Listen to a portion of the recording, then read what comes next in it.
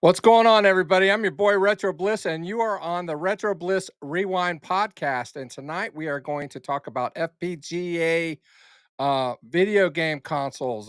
This is something that's pretty new to me, and I'm very excited to hear about this. I've actually done some research for the episode, but I can't do it alone, at least this topic. So we're going to have Mike from Mike's Gaming Gala come on. What's up, Mike? And Brian from BD Retro Mods. What's going on, Brian? Hey. So one thing that we have to get used to is that here in EV Mux or Ev Mux, we can talk over the video that plays. Oh, did I? That was odd. I didn't know you could. Yeah. I thought that was in what the guys at the show, but I guess it's both. All right. Anyway. Yeah. Anyway, our intro was a little odd, the way it looked on the screen, at least to me, and that's all I just. Oh, because the clip restarts when we actually go live. I didn't realize that. Okay. So anyway, so before we get to talking about some FPGA consoles, we need to find out what an FPGA console is and what FPGA stands for. FPGA stands for Field-Programmable Gate Array, and they're integrated circuits that are generally sold off the shelf is what my understanding is. I'm sure that there are exceptions to that, but they're referred to as field programmable because they provide customers with the ability to configure the hardware to meet specific use case requirements after the manufacturing process. Now that is a mouthful, okay? But basically translated means is you can take that chip and you can program it to emulate any kind of circuit board. Not any circuit board. You can't replicate like super modern stuff with most FPGA chips, but replicate the hardware.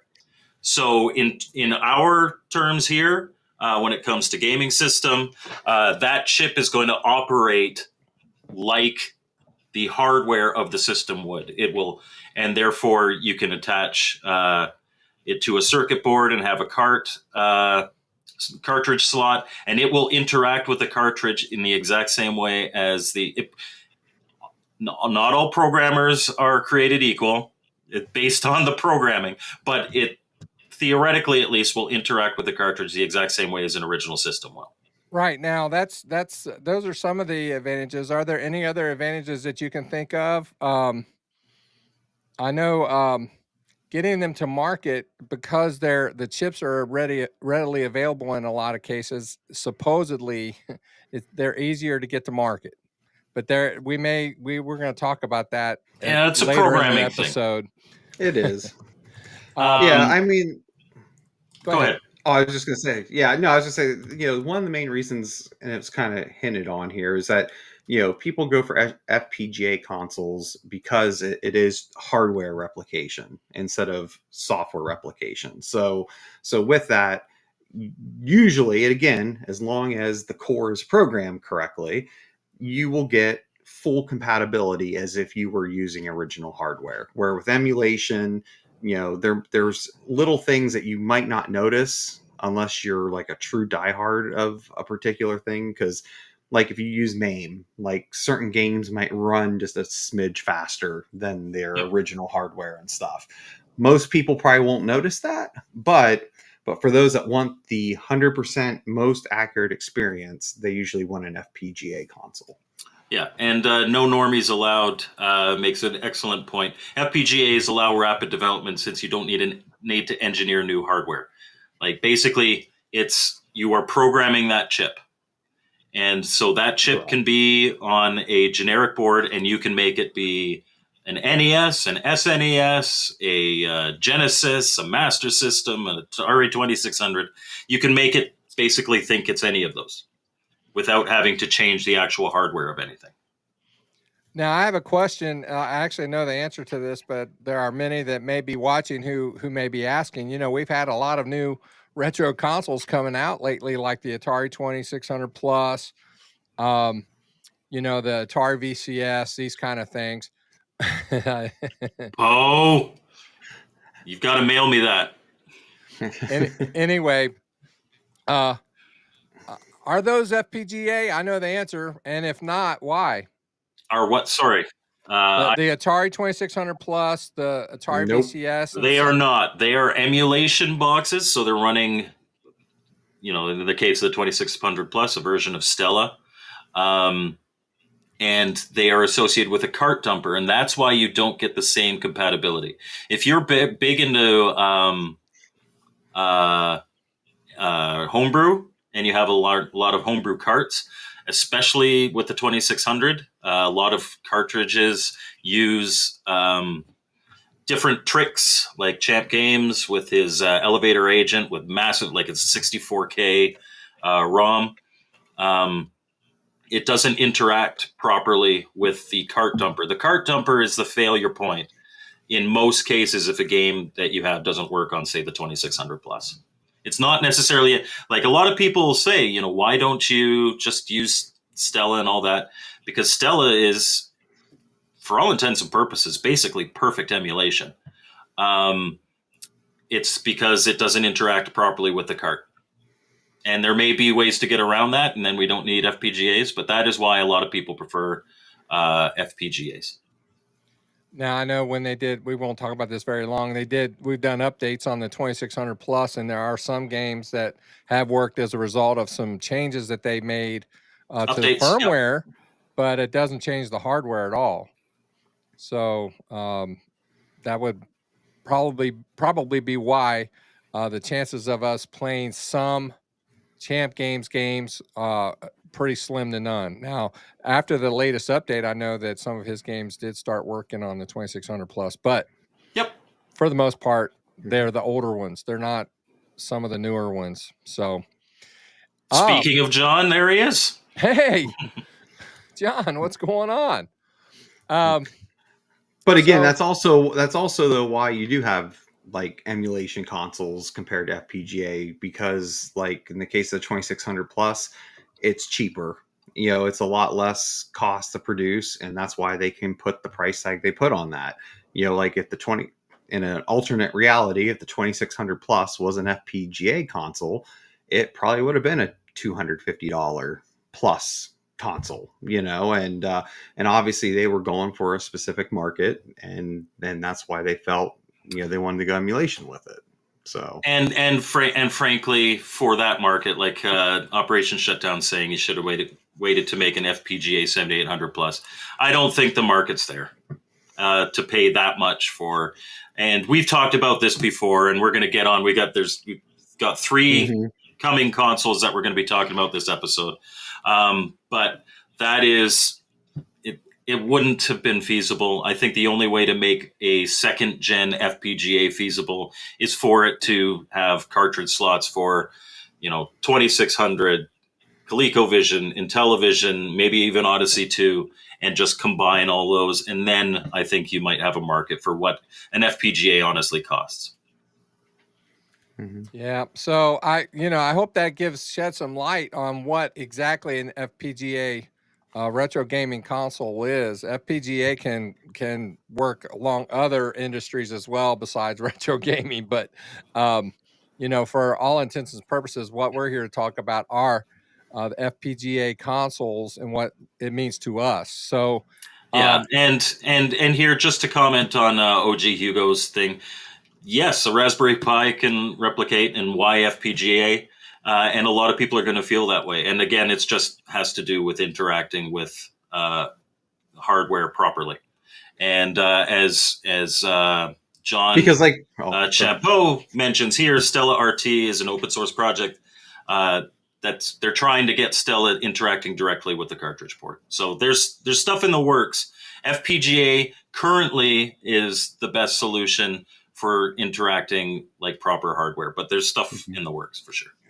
And again, it just comes down to, what are you okay with? Like, do you want to have a good experience, and maybe even a great experience could be an emulation option. But for folks that want that like true experience that maybe, like I said before, other people wouldn't even realize, that's why you go with FPGA. Another reason why is also if you use flash carts a lot, because with most, I think all emulation consoles, you can't use a flash cart with them. Whereas, since it's replicating the hardware, in most FPGA situations, you can use a flash cart with it. So, well, now that we kind of know what FPGA retro console is, the three that we're going to talk about tonight are the Chromatic, the Analog 3D, and the Super Sega. And I think we should start with the Analog 3D. I Is that what think we said? that's a great idea. Okay. So let's. So Analog has a long, and Phil, while I'm doing this, if you could just take care of chat. I got you. But Analog has a long tradition of making FPGA consoles. I have all of theirs up to date, but this one I did not pre-order for a couple of reasons, and I'll talk about that. But I love analog systems. I have always loved analog systems. They are very high quality. They're made very well. They are full of features. Sometimes those features come after the launch, but I think that's okay. So the Analog 3D is an FPGA N64. Now, Nintendo 64 is a very divisive console for a lot of people. A lot of people don't like the Nintendo 64. It certainly had its issues. It's from that generation of that first era of 3D, which honestly has not really stood the test of time. But this promises to be compatible with every single Nintendo 64 game. It outputs 4K. It comes with, and it's also region free, so you can play your Japanese carts, you can play your North American carts. It says the first and perhaps greatest multiplayer system of all time. That's marketing BS. It's not the first multiplayer system. In fact, the very first Magnavox Odyssey was a multiplayer system. You don't have to have 4 people to be multiplayer. As far as greatest multiplayer system, it was certainly the greatest multiplayer system of its generation, coming with 4 default controller ports, which became the industry standard after that. So, a little marketing BS, but certainly Nintendo 64 was at its best, I think, when it came to its multiplayer. Nintendo 64 had some great racing games, had the Mario Kart, was birth of the Smash Brothers franchise. And we talked a bit about that in our nostalgia episode last week. It's Bluetooth compatible, dual band Wi-Fi, and it has 4 original style controller ports. And it comes in black and white models. And this is kind of the black one there. And you can see just based on the size compared to a cart, the analog systems, like right here, I've got the Genesis one. It's much smaller than an actual system. But like I said, they're very, very well made. So that's what it looks like there. We'll talk about that 8-bit DOE controller in a second. There's also a white version. Unfortunately, if you wanted to pre-order one of these, they are sold out. The way Analog works is usually they have a complete, they have a complete pre-order, and then later, usually a year later, they'll have some more available. And no Atomic Purple. I would have loved an Atomic Purple, but knowing Analog's track record with the Pocket, they're going to release one. We're going to get there will be some colors probably. I guarantee it after the initial launch. I have no doubt. And because this is like one of the first times that I didn't actually pre-order the console, that might be the version I get. If they charge the same amount and they're just doing it to get more of them out there, I might get myself an Atomic Purple. They'll charge more. They will. So, like here, they're touting the whole FPGA approach. No more incompatibilities found in software emulation like input lag, graphic audio inaccuracies, timing frame rate issues, and more. Again, that's a bit of a misnomer. Analog systems, you can get perfect everything, but you've got to go in and tweak the settings, because connecting these systems to modern televisions, usually they'll change it. Like over the course of 10 minutes, you'll lose a second of time, or like it'll change the pixel aspect ratio. For those of you, like I started working in television before HD, and HD has square pixels, and the CRT has a 0.9 pixel ratio, so they're actually little rectangles. So usually there are some concessions made to get an HDMI output looking proper on a modern television, but makes sense. So but if especially the channel that I like to watch about these analog systems is My Life in Gaming. They do really in depth, and they full on give you, this is the settings that we recommend if you want this. This is a second settings that we recommend if you want that. And they have a good relationship with analog. So down here, they're promising with their upscalers to give you a true CRT feel quality. Again, being that a system of that early 3D, it really benefits from not a crystal clear picture in many ways, which is why. And the original PlayStation had this too, but the Nintendo 64 is famous for kind of overdoing it. A really muddy, it's like smearing Vaseline over the graphics so that you don't notice or hopefully hide the really bad aliasing of different angles of the polygons. It was the 64 fog. Yeah, the 64 fog.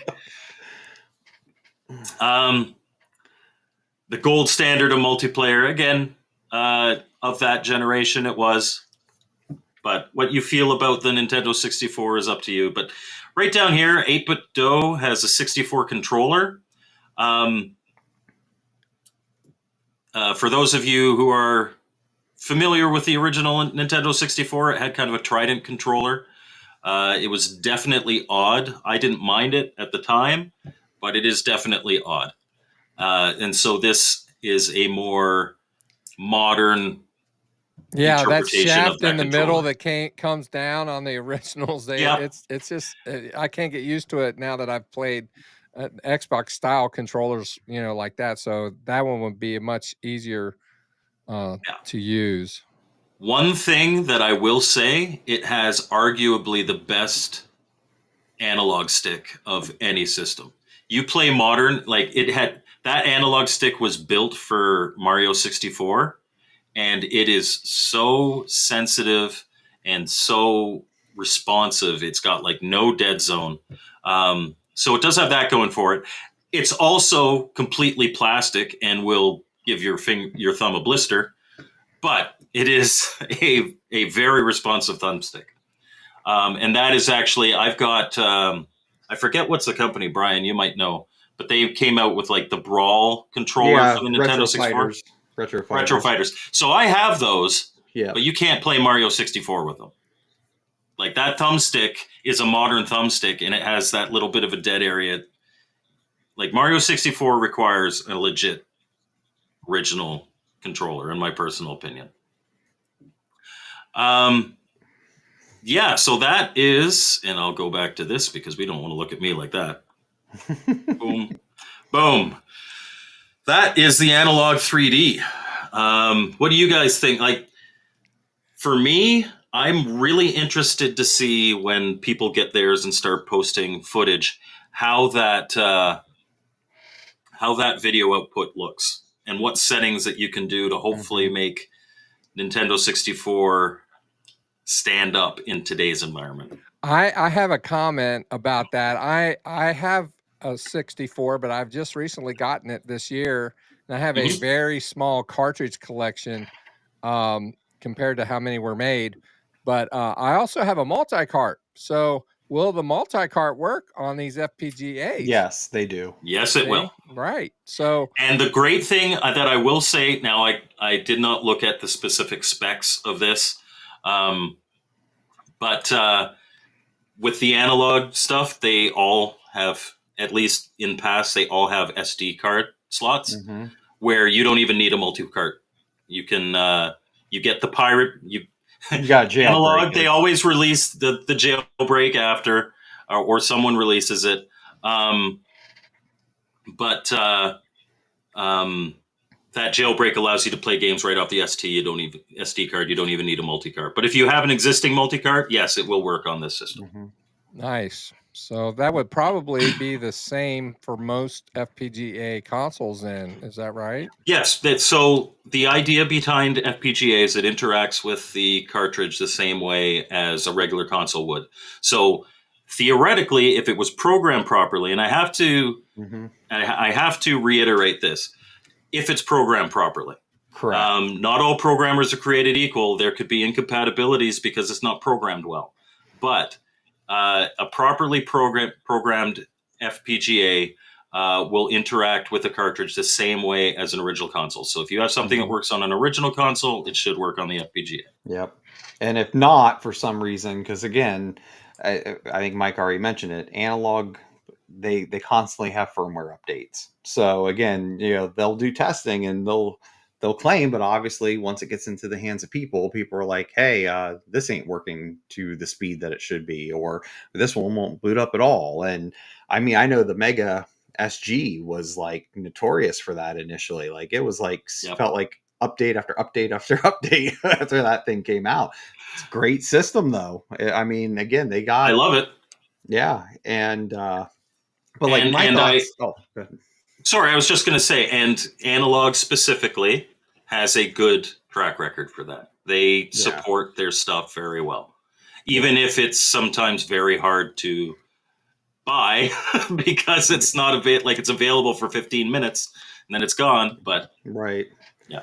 And I will say that, I mean, I think they got a lot of things right with it. Like, the fact that it's N64 actually kind of surprised me because, again, when you think about like next steps of like what should be the next console getting it, I didn't really expect the N64 yet, but it's cool to see it. And if anyone's going to do it right, it's going to be Analog. And I love the design of it.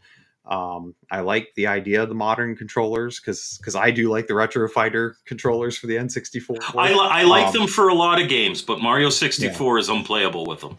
But I will say that I like with Mario 64, you can get like the Hall effect sticks now to replace the originals in an original controller, and they do work really well for Mario.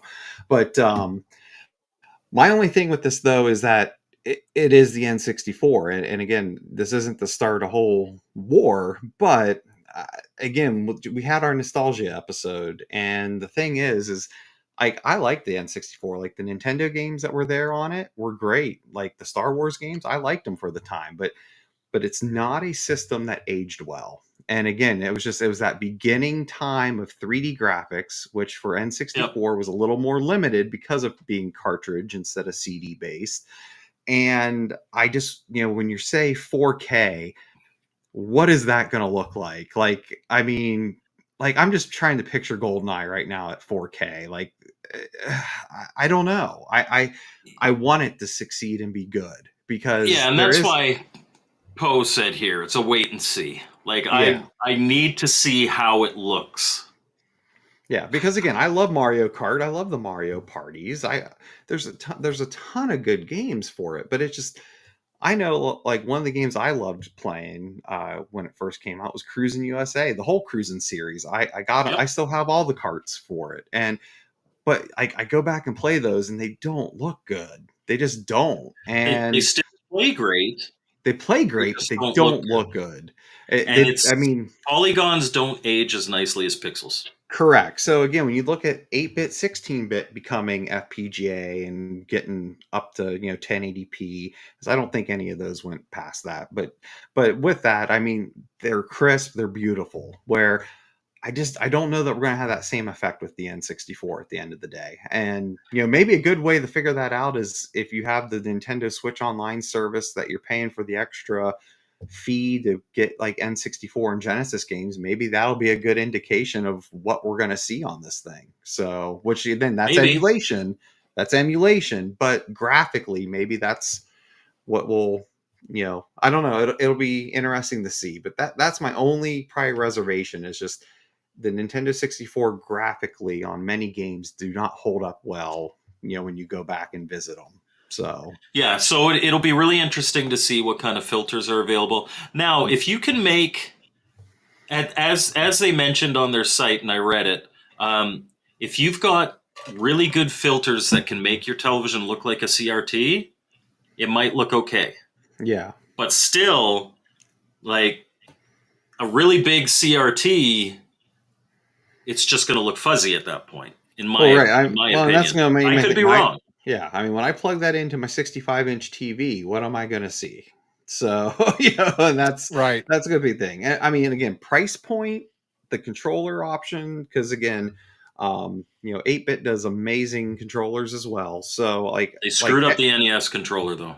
They did with the I know, yeah. But why put extra buttons on it? Yeah, I don't know, but I mean, I think price wise and everything else, I think the Analog's spot on. They have a reputation of getting this stuff out, even though it might be delayed at times. But it takes a long time. Yeah. It's an order and wait a year. Yeah, but it does come out. They do support it. I mean, I think if you are a big N64 fan, I mean, this is definitely going to be the way to go if you want to play those original carts with original hardware. So I do want to mention, because I mentioned that I did not pre-order, and this was one that I didn't pre-order. So there's a few reasons. Number one, as everybody knows, the economy hasn't been great, and I'm going to need to be smart with my money. But number two, a big reason for getting FPGA instead of, like was said in our chat, something like an emulation box or a Pi or something like that, is interacting with the original hardware. And for guys like, especially Phil and I, interaction with homebrews. That's the big reason that we want to do that, especially if we're making videos on it. The Nintendo 64 homebrew community is not non-existent, but is non-existent adjacent. It's a incredibly, incredibly small scene. I do not own any Nintendo 64 homebrew. I'm not even sure if they sell physical Nintendo 64 homebrew. There's only a couple I'm aware of. I know they did Xeno Crisis for it, and I know they did like a puzzle game with animals. I can't even remember the name now, but yeah, it's not nearly to the level of other consoles. Yeah. So, one of the big reasons I love my analog systems is that I can buy a homebrew and get nice, clear HD game footage. And that's my excuse for buying them. And I just don't have that excuse for Nintendo 64. And then the last reason, like we talked about, is what's it going to look like? That said, if you are, and Mr. Postal nails it on the head, Nintendo 64 emulation has never been particularly great. So if you are a big Nintendo 64 fan and you want an HD output, whatever it'll end up looking like, it will be an HDMI output, a proper HD.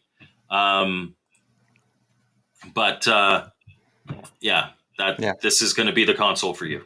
Yeah. And price wise, like even if you wanted to think about getting HDMI mod for your N64, like those are not cheap. I mean, honestly, it's going to be cheaper. After you buy the mod and the console, you might as well get this. Right. So before we get to the next console, I do have a question and another one to bring up that I really don't know a lot about. And I should have talked to you guys prior to getting on the show about this. And mystery question. It is a mystery question. Literally, the MiSTer. Mm-hmm. So the MiSTer, I don't know. There's nowhere to put a cartridge. So what do? Have to add a you have to plug a cartridge reader into it. No, Okay, no, so how does that work? off of just the micro SD card. Yeah, so you're playing So wrong. It's an emulation yeah. box, but it's an FPGA based emulation box. Mhm. Okay, that makes sense. Yeah. All right. Yeah, Those so it's things still like because all that's on the cartridge is a ROM, right? And so if you're reading the ROM, you're reading the ROM, but it's reading the ROM and replicating the hardware. So FPGA is still somewhat of a ROM dumper, but it just processes. Not a, No, no, no. no. ROM dumper is separate from emulation. ROM dumper simply gets the ROM. Whatever emulation you have, whether it be software emulation or hardware emulation, is just going to interact with that. It's going to play that ROM. Okay. All right. And so in the case of the MiSTer, the ROM's already there. You put the ROM on the SD, you don't have to dump anything, but it All won't right, read that- any cartridges. I had that question. I don't know if anybody else did or not, but I had that Well, question. and you know what? One of the great things, I'm going to turn up. Oh, I can't turn your mic up. Guitar Rob's saying your mic's a little low. Let me see what I can do. But one of the things, like Brian and I have been doing FPGA stuff for quite a while now, and the fact of the matter is, if that's a great contribution to the show, if you have a question, somebody else does too. Mhm. And so, absolutely, like I'm not an expert, and I'm sure Brian isn't an expert either, but we have a lot of experience with it, so we could share. All right, I'm going to add your screen to the stage, Brian. Okay. And we can talk about the chromatic. Yeah, so this is an FPGA console that I came across actually at the Cleveland Gaming Classic. So they were there set up, showing this off. And ultimately, the chromatic is an FPGA based Game Boy Color that'll play your regular Game Boy and Game Boy Color games. And it's going to retail at $199 US, and the first editions come bundled with Tetris, their version of Tetris. But some of the things that are neat about this option, because again, you obviously have the Analogue Pocket, you have the ability to mod original Game Boy colors and so forth. But some of the cool things about the chromatic is that one, they actually sourced pixel perfect display. So, like a lot of the options that are out there for replacing your screen in original hardware or even the Analogue Pocket, it's not the exact pixel level as the You original. have to adjust the settings. You got to adjust it. Correct. Now, Exactly. Pixel Perfect. If I could ask a question here, Pixel Perfect to the Game Boy Color, I presume. Yes. So it's because I know the Game Boy Advance has a different ratio. Correct. Yep. So this is pixel perfect to the original screen. And again, this was something they had to get done from scratch. Like this isn't just something they could just go out and source. They had to actually get this design that it's that 160 by 144. And what's nice about it, it's a backlit display, but it's also able to be used. See, I can't see the chat right now, but I'll go back to it. But he says, I always thought FPGA was women's golf. Oh, nice. But so no, but the other thing that's nice with this display is that it's able to be seen in sunlight. So again, a lot of your backlit displays, you take it outside. Yeah. If it's a sunny day, good luck seeing it. And this one's able to be seen in sunlight. And it also has a sapphire screen on it to be super scratch resistant, which is nice. So you shouldn't have to worry about putting a screen protector on it per se. I mean, not saying it's going to not get scratched, but it'll take a little bit more of a beating. But then the next big thing is again, to give you that premium feel, it's not using a plastic shell, it's using a magnesium alloy for it. And again, size wise, it's the same, pretty much. I mean, I'm not going to say it's exact, but it's very close to the same size of the Game Boy Color and all the specs. and it even takes batteries. So like they wanted to make it so close to the original, like it still takes AA batteries in it. And Do now you they're have supposed to the be, option to not use batteries? Like to yeah, have. they are. Yeah, they are looking to have a rechargeable pack for it. So, That's good. yeah, but again, I think it's really cool. Because the other thing is obviously you have the hardware, um, which my only complaint is kind of like what someone said before. I would have really liked to have had a purple color An for atomic first. purple. Yeah, I would have really have preferred that, just because again, that was the first color of the Game Boy Color. So I would have liked to have had that. But I mean, but you do have what they name as Inferno, the leaf color, the bubblegum, the Volt, You could Wave. call that one the Pikachu. That's right. And the Midnight, which my preference is I did go with the Midnight. Now, Yeah. now if they would have had the purple, I would have got that in a heartbeat. But also, GameStop has an exclusive version that is a gray color with it's kind of almost like NES colors to it. I didn't want to mess with GameStop, so I just went with this one. So, but on top of the hardware piece, which I think is really good for what it is, the other thing that's exciting about this is the company behind the Chromatic, Mod Retro, is also releasing games for. Just before you move on from the Yep. colors, for whatever reason, it's not popping up in our thing here, but I can see in my chat. No Normies Allowed points out that because it's a magnesium aluminum alloy, you can't make a translucent purple color. Oh. A very good point. Very good point. True, but And the yellow, blue, red, and green are based off of a Gen 1 starter Pokemon. So when you started talking about this, No Normies Allowed said he just recently purchased one of these. So he's an expert. But no, I mean, like I said, I was so impressed with it at CGC that I pre-ordered myself. If I didn't already have an Analogue Pocket, I would love to have one of these. It does look really nice. And but then what's also cool is, like I said, they're producing games as well. So so what they're doing is they're publishing what I would call homebrew games. But then in addition to that, they're also getting licenses to re-release Game Boy Color, certain Game Boy Color games. So for launch, and again, they got a combo pack if you buy them all at one time.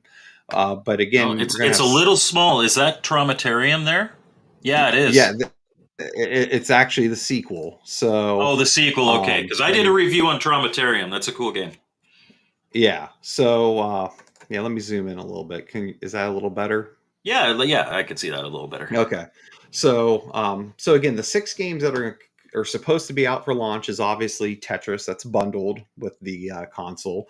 But then you have Tokitori, which is a re-release of the Game Boy Color version with some tweaks done to it. And then you have Tales of Monsterland DX, which I believe is a homebrew game that looks really fun. Traumatarium's another homebrew game that this is the sequel to it. And like Mike said, really cool. Again, it's probably, it's what I would call like your old PC style, like RPG stuff. But graphically, like I'm impressed with the graphics that they were able to pull off for being. Oh yeah, it's a beautiful looking game, and at least in the original, the dungeons are kind of like procedurally generated. It's different dungeons every time you play. Mm-hmm. So that's cool. And No Normies Allowed that says that them making the new physical Game Boy Color games is what made him buy. He wants to support it 100%. And people who do it right, and these seem priced pretty well for what they are. I obviously I support quality publishers of homebrew 1,000%. I know Phil does as well. So right to my detriment. And am I loud enough now? Yes, Poe. I understand the United States spells color wrong. It's okay. That's right. I didn't even think about that when he said it that way in the chat. But then I might pronounce this wrong, but Dragonim is like I said, this is a classic RPG style for the Game Boy that I think will be a lot of fun. Um, I think again, this is just personal, and we'll see. Once we start playing them, what I think might be the weaker of the initial launch is the patchy matchy. But I mean, again, it's kind of that basic puzzle type game. Get And three you know three what? The items in a Game row. Boy and the Game Boy Color really was meant for those kind of games. Right, It's right. perfect, and it's like Candy Crush. Does anybody really like Candy Crush? Probably not, but it's an addictive little puzzle game, and you sit and play it, and it wastes some time. So I'm Right. okay with it. It wouldn't be my first Oh, purchase of this list. no, but again, it's also priced right, in my opinion, too. I mean, when you look at the different pricing, like again, Yeah. with it being what it is, I think is, it's definitely priced right. But at least for the ones I'm excited about, I'd say that's probably, who knows, that'll probably be the one I end up playing the most. But then In the Dark 2 is the other one, which is a really cool, like watched some videos on that one. I'm really interested on how that ends up playing out. But What those kind are the of what launch. kind of game is In the Dark 2? It Trying to kind of tell from the little reminds, thumbnail. yeah, It's it kind of all reminds over me the of, place. It's like a platformer, yeah, but it's like I don't know what it is. yeah. I mean, it's kind of like it's an exploratory type game that then The also has kind of graphics some look first, awesome. right. That also has some like not first person, has some shmup elements to it too with stuff. So it's like it's a mix of a lot of different stuff. And again, you can actually play a demo of it right now if you want. I might Like I have to said, I do am that after the show. but I am excited for that one just to see. But then, so those are like the initial release, but then they've already announced 4 additional titles coming, which you have Shanty, and again, I think these are all set for like a March release for these 4. But Shanty, which is kind of like Guitar Hero with pirates. Is kind of the gist that I've gotten Okay. with it. So again, I don't know how that'll play on a Game Boy, but it could be interesting. Come Having that, on, Poe. You don't like the Playdate? I like my Playdate. But then you have Baby T-Rex, which is a re-release, and they're actually going off the European title of the game because it was released as the weirdest title in the world. We're Back, a Dinosaur Story. That was what it was called in North America. Yeah, because But that was a movie. was it? I remember that movie. Yeah, it was a movie. Okay. But so again, they're going off of the European title, which I think is a better title for it. But a fun little platformer. This one I'm really excited about, S11, because it's a mid-range Game Boy Color game. Like if you get the original, like it's probably around 70-80 bucks loose, and it's nice to see a re-release of that because it's a fun game. And then Hermano is a new one that they just announced, I think, last week, which again, it's real cool Game Boy platformer. So, like I said, I'm really excited for this. I got my opinions of it, but I guess before I talk about my opinions, I guess what's your guys' thoughts on it? And I'll stop sharing my screen here. Well, like I said, yeah, here. Oh no, I'm big again. Phil, you belong there, and you belong. Okay, there we go. If I didn't have an Analog Pocket, I'd like this. I'd like this a lot, and I think, I'm definitely going to be checking out some of those games.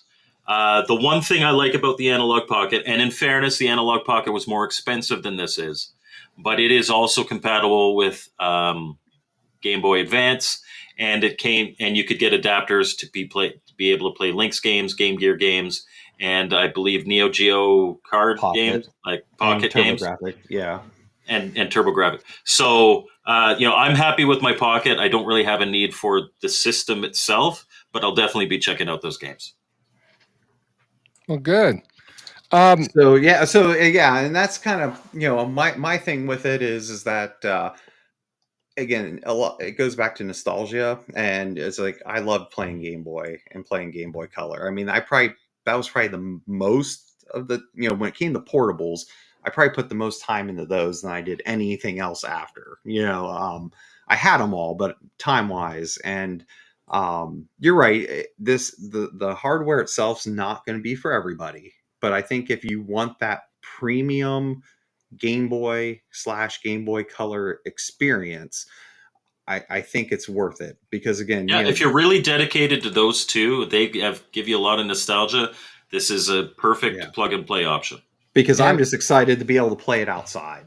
So again, if it gets nice weather out, sitting out there, it'd be fun to play it. And and again, you think about the cost of Tetris, that would probably be like a $40 game if it was separate from the console. So now the system's kind of like 160.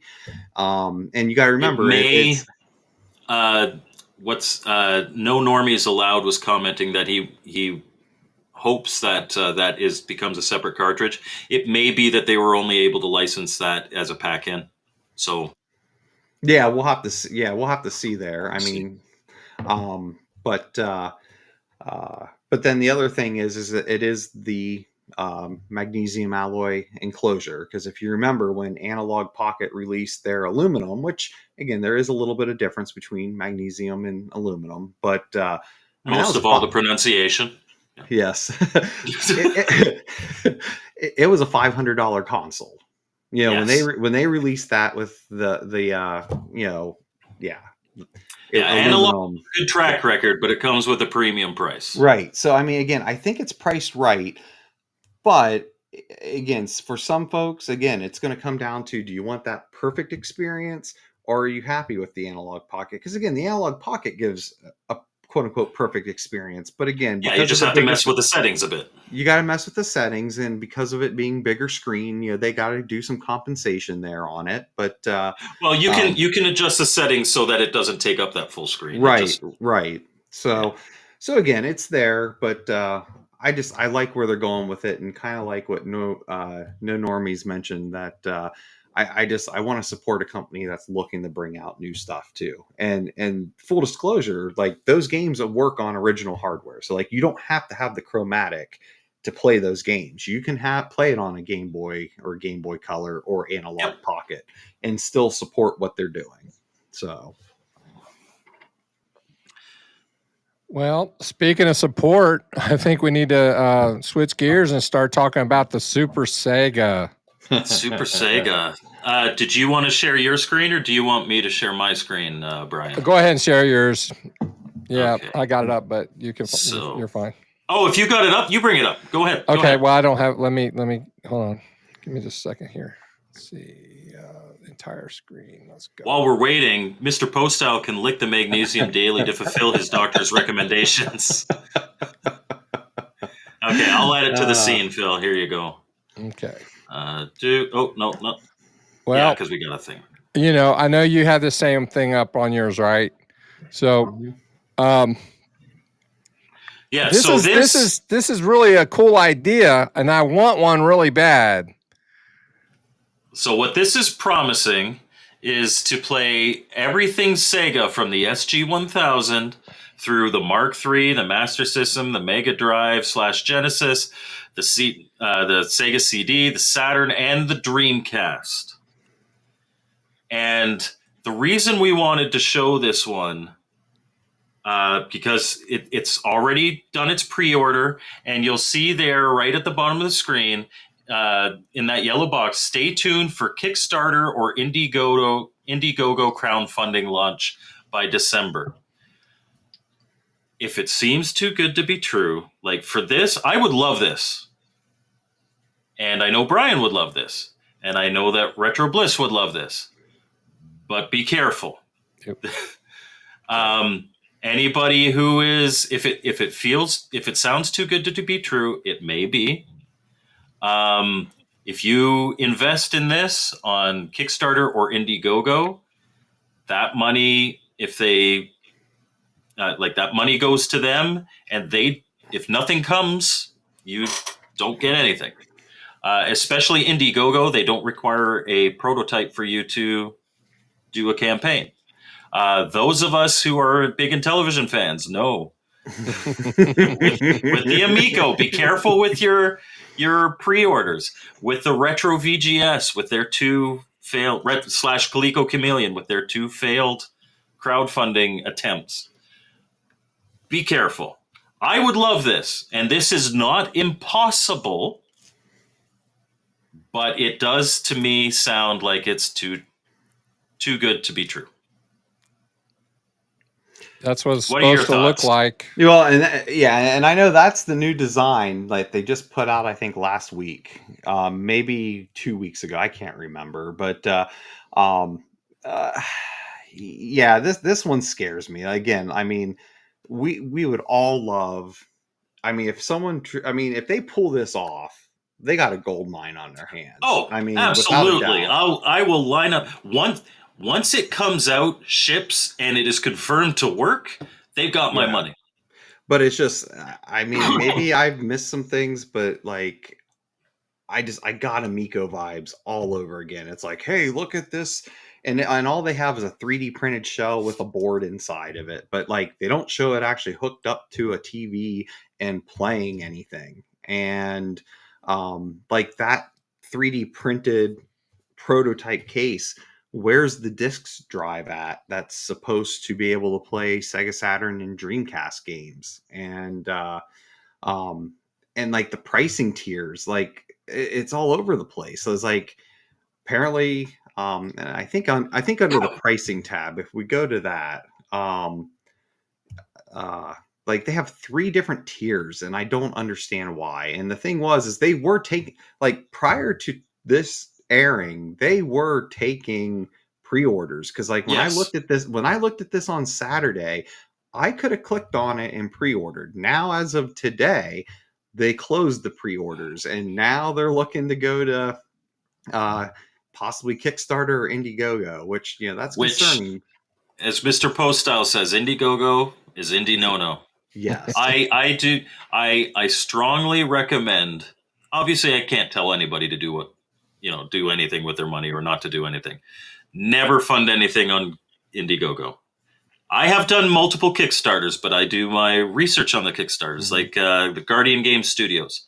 My review this week is going to be Winsley's Guardian. That was a Kickstarter, and it exists. I know Spencer. I supported it. I paid for this.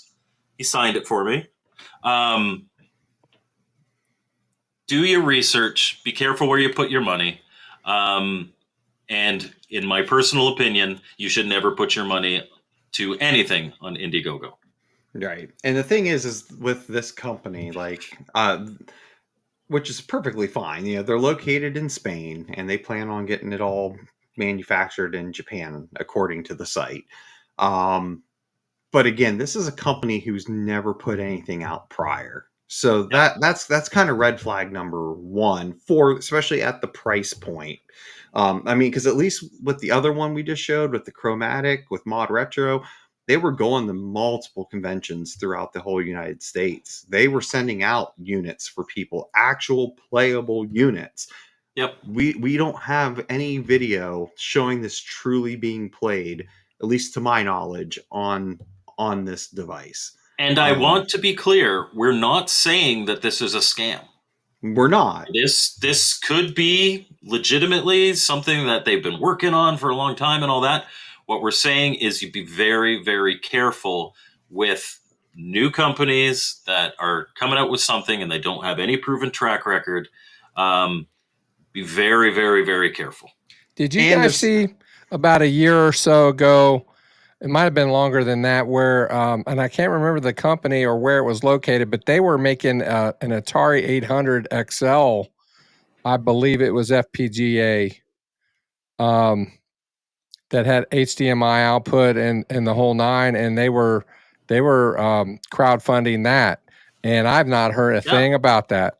I've seen now, not crowdfunding, but I've seen potential Odyssey 2 FPGA console. I believe it was down in Brazil. Somebody was trying to put that together. I never heard anything from that. There was a guy, I don't know where he was from, but he was trying to do a Coleco Atom. Like, people are trying this. It's just as soon as they start asking you for money, be careful. Right. Make sure you know what you're getting. Yeah. Again, that one's definitely because the other thing is like I don't know the exact. Sorry, I just have to. This is for our Miko guys because it plays all of your Sega games of all time. Wouldn't that be something? Well, and again, that's where it's just like right off the cusp. Like, and again, I could be wrong on this, but I am not aware of any FPGA right now for Dreamcast. Period. Like, there's nothing on the MiSTer to my knowledge. Like Sega Saturn, I think they're starting on. You know, it's just like to be all these promises for what that is. It just is really concerning. Especially all these promises from a company that hasn't done anything yet.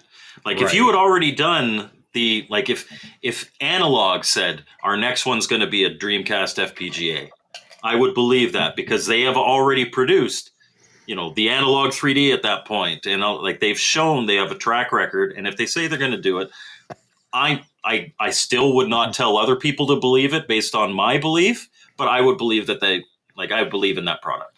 Yeah, and again, I think.